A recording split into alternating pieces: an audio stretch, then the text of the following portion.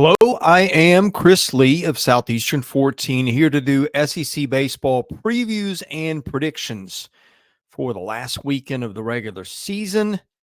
Yeah, we're here. Hoover's next week. I'm going to do these in this order, no particular order, but here it is for you in case you're skipping ahead in the video. I'll do Florida at Georgia, Vanderbilt at Kentucky, Alabama at Auburn, Ole Miss at LSU, and Missouri at Mississippi State. Before we get there, a reminder, our content presented by BetOnline, your number one source for all your summer sports this season, from MLB, golf, the NBA, NHL playoffs, all the latest stats, news, and scores available to follow your favorite teams. Get the latest odds and lines, including the latest team matchups, player props, and odds on just about every sport out there. Head to BetOnline today. Use your mobile device to get in on all the action. BetOnline, where the game starts. All right, we start in Athens, Georgia. Florida and Georgia. And this is a series where Florida's really got to get a win or two, given its position in the SEC standings. Big thing to watch here. Florida, and I start with the visitors first, the lineup. Everybody knows about Jack Caglione. He is a one-man wrecking crew. They've got other guys, Cade Curlin, Tyler Shelnut, Colby Shelton, Luke Heyman, all guys that can hit home runs. Ty Evans, too, their right fielder, who's been kind of having a very good season in Caglione's shadow. This is a lineup that's pretty evenly split between lefties and righties, but watch to see about Caglione, of course. Again, he'll get pitched around at times. They've got some lineup protection, but it's not last year where they had Wyatt Langford. The pitching, Pierce Coppola, guy who's given them some good things at times, very gifted arm. Can he give them a big outing this weekend? Brandon Neely in that number one hole usually.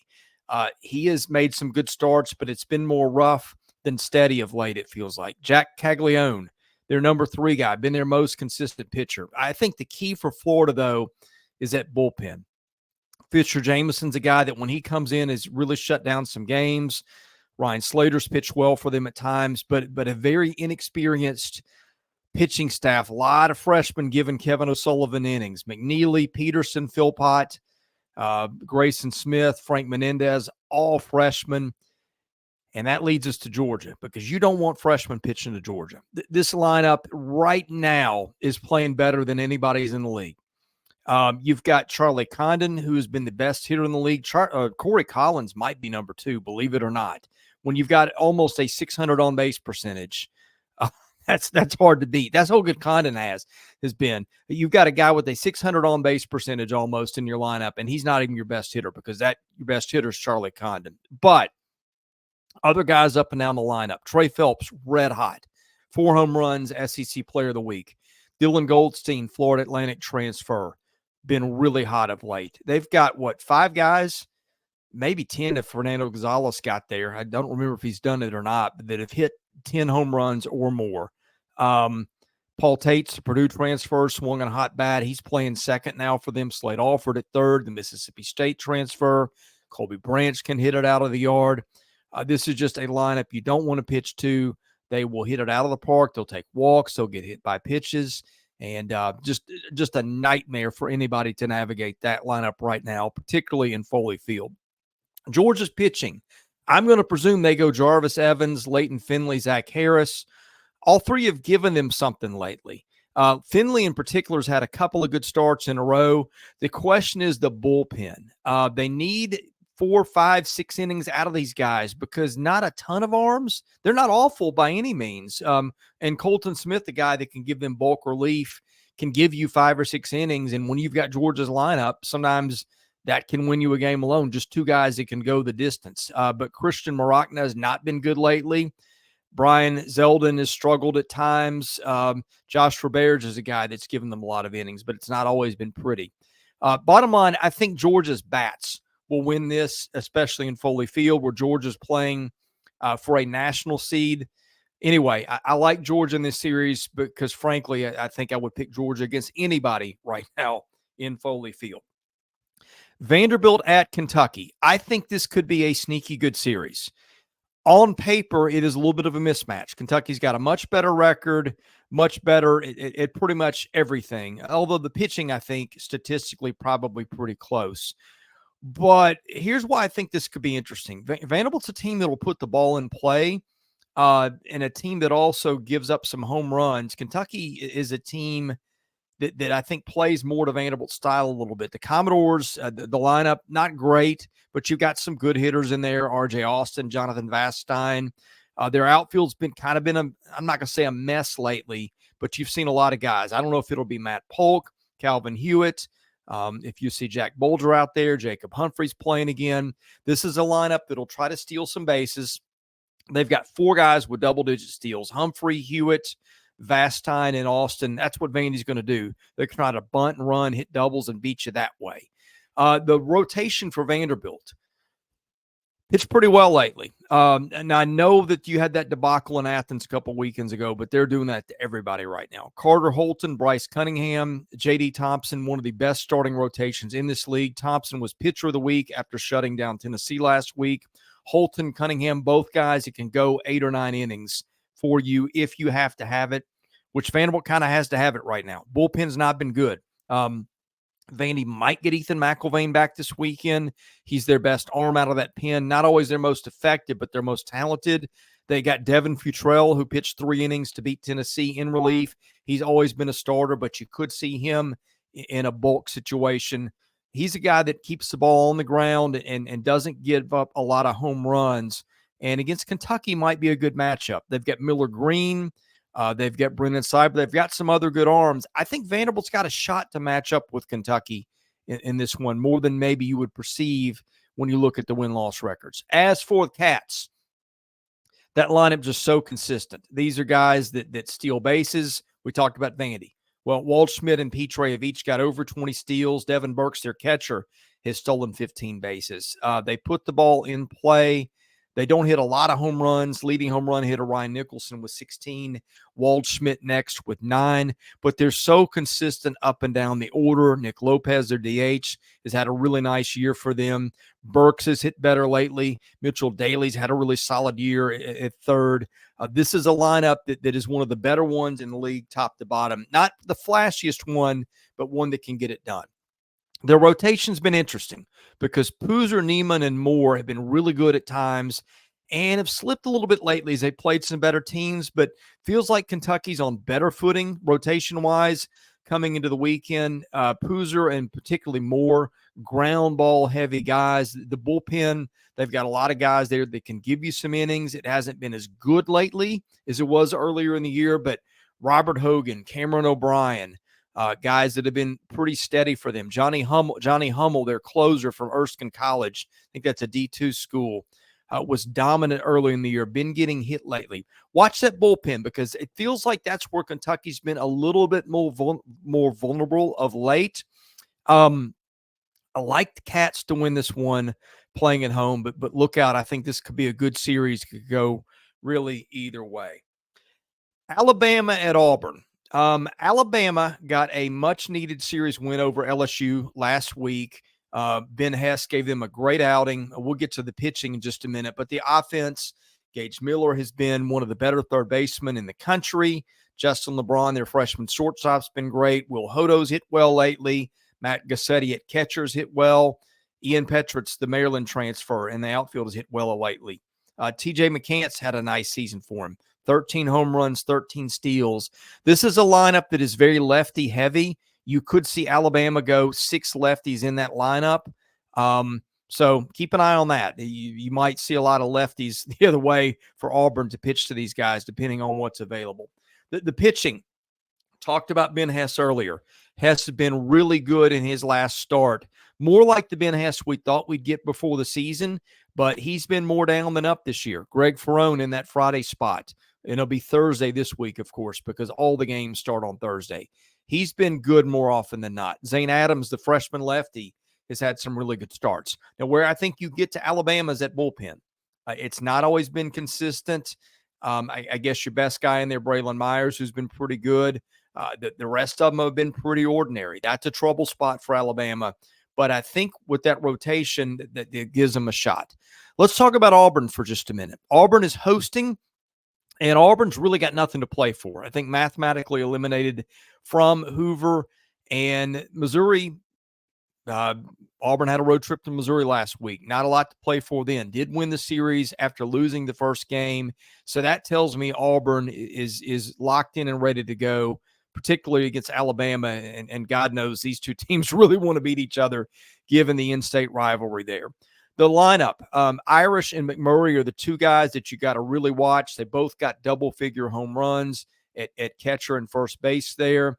The lineup's been a little bit in flux lately. Mason Manners, I think, has been healthier. He's hit well of late. The outfield, it feels like they've rotated there a lot lately. Cade Ballou, the freshman lefty, has jumped in and hit really well. Bobby Pierce, I think, maybe on the shelf this weekend. Not sure. He's one of their more experienced guys. He's missed a lot of time lately. Not a great lineup, but certainly not a bad one either. Auburn's issue has been pitching. Just nobody has been really good for them all year. Dylan Watts, Tanner Ballman, Carson Myers have been their guys for a little bit. They pitched okay of late, but just not a strikeout heavy staff. Not going to be anybody that comes in and gives you 12 strikeouts over 6 innings for the most part. The bullpen has been kind of bulky. They've got some arms in there of talent. John Armstrong, Cam Tilley, Christian Herberholtz. But the problem for Auburn, well, the problem for Auburn's been the schedule. It's been brutal. But the pitching just has not really held up its end of the bargain this year. Joseph Gonzalez could have really helped this team, but he's not been healthy. Alabama got a lot to play for. Alabama gets a sweep and plays well in Hoover. It's got a chance to host. I don't know if Alabama can sweep. It can. But Auburn, again, played tough last weekend. Did take 2 games from Missouri, playing at home, playing for a lot of pride. I'll take Alabama to win the series. A sweep seems like a lot to bite off in this spot, but we'll see. All right, Ole Miss coming up next. The Rebels really could have used a win against Southern Miss in the midweek. They're trying to get into the NCAA tournament. This weekend, they travel to LSU to face the Tigers, who I was surprised lost 2 of 3 last weekend at Alabama, but that's how it happened. For the Rebels, the lineup just has not been really good. The pitching, surprisingly, last week was maybe what carried Ole Miss to a series win over Texas A&M in Oxford. Did not have that on the bingo card. But there are some hitters here that you've got to pitch to. Jackson Ross, their best guy, the Florida Atlantic transfer. He's playing really well in left field. Andrew Fisher seems like he's been very consistent every weekend. He's got 20 bombs. The rest of the lineup's been the issue.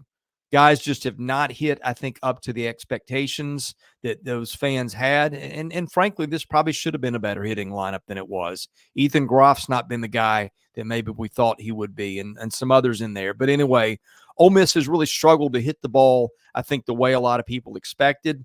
And the pitching has been a struggle most of the season. But again, you hold Texas A&M down, maybe you started to find something. Riley Maddox, I would presume, will be the one.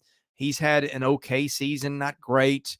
Doesn't strike out a lot of guys. Liam Doyle in the 2-hole, the Coastal Carolina transfer, who's got a 36% strikeout rate. He's probably their best guy, so game 2 will be a really fun one to watch. I would presume Luke Holman will throw for LSU in that spot. Mason Nichols, I guess, will be the 3rd. Feels like they've had a little bit more bullpen help lately.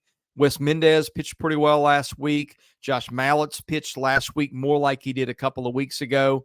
So the pitching got better for Ole Miss last weekend. We'll see if the Rebels can sustain that this weekend against LSU. As for LSU, the Tigers really been led all year on offense by Jared Jones, their first baseman, who's been their best hitter, and Tommy White. But some other guys have stepped up and played well lately. Ashton Larson, the high school recruit from last year, is kind of man right and hit pretty well of late. Hayden Travinsky, one of the better hitting catchers in this league, although he's slumped a little bit lately.